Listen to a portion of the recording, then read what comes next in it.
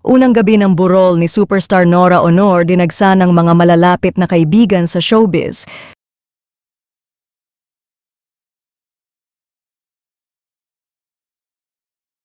Dumating sa unang gabi ng lamay ni superstar Nora Honor sina Senator Robin Padilla, Gina Alahar, Imelda Papin, Vilma Santos at ilan sa mga malalapit na kaibigan nito sa mundo ng showbiz.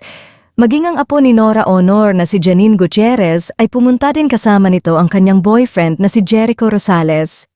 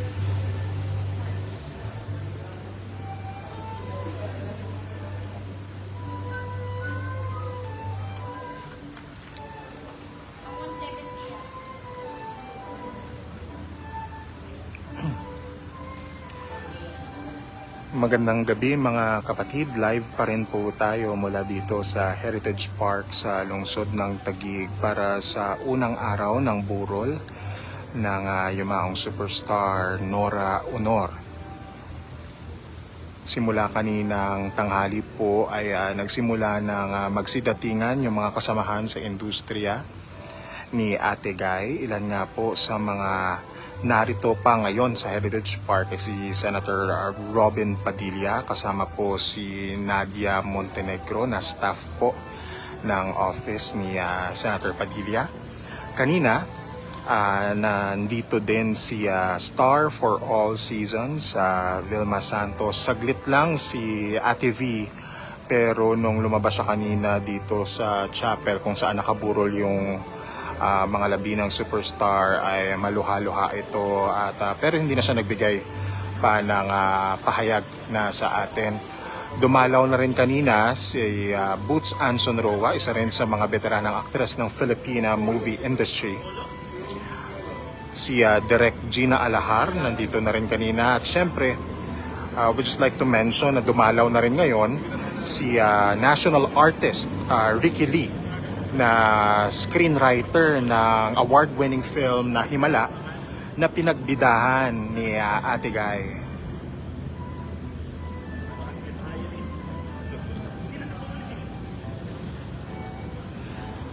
Kanina po ay nagbigay na rin ng official statement ang mga anak ng superstar. Pinangunahan po yan ni Ian De Leon, kasama sina Lotlot Matet. Binigyang pugay ng mga anak ng superstar ang kanyang mga naambag sa industriya ng pelikulang Pilipino. Hindi raw nila malilimutan, sabi ni Ian, yung mga aral na naituro sa kanila at dadalhin daw nila yon habang buhay at na siya ring ipapamana nila sa kanilang mga anak. Isa na nga doon daw sa mga aral na yon ay mahigpit na kapit sa Panginoon. Sabi pa ni Ian, mapagmahal, selfless, generous ang kanilang ina, at yung pagmamahal na yon ang siyang nagluklok sa kanya kung bakit siya nakilalang superstar, dahil minahal niya ng lubos ang kanyang mga fans, at hindi na raw nga halos itinuturing na fans dahil nga kanina may ilang mga tagahanga din si superstar na naririto na.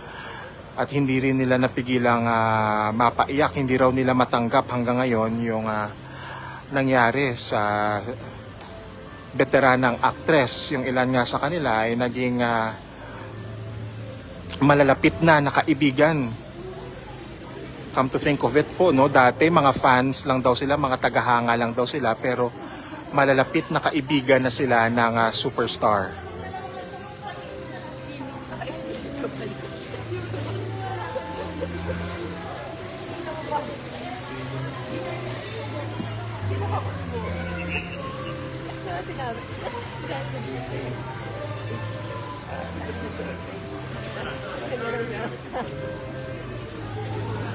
Ayan po.